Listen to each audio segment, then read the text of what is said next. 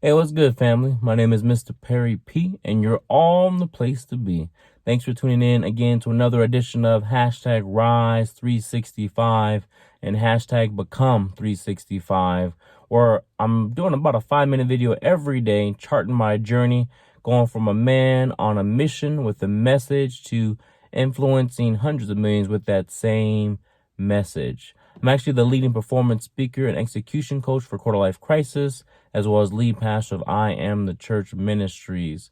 And today is Tuesday, March 17th. And man, it was a crazy day. I got a text from our lead pastor at a Life Elevation Church, and he just wanted to urge for all the minister leaders and just leaders period to be there at prayer. We have prayer every Tuesday. So I wanted to make sure that we were present for prayer.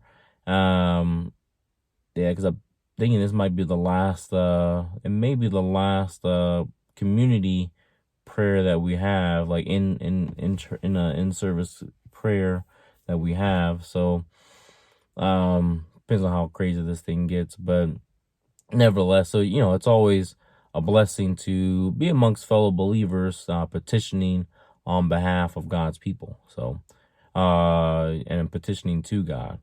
But what else? I'm trying to think. It was something I was gonna mention to you guys. I got my I think I mentioned to you guys I wear these joints.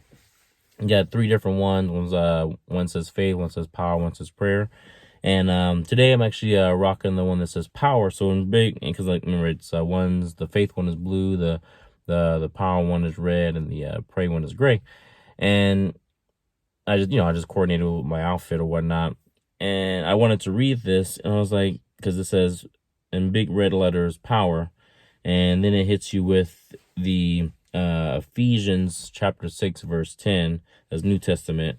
It says, be strong in the Lord and in his mighty power.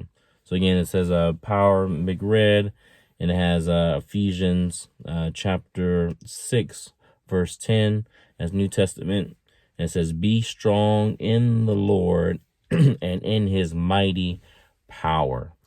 I think that's so huge today, because it's the crazier that it gets out there. And I've been taking, quite a few pictures of like stores that are emptied out and lines wrapped around the building, and just craziness. And then obviously all the stuff that happened in the news with, major like organizations, whether it be with sports or companies or whatever it is, just shutting it down, or trying to do a different type of way to do business.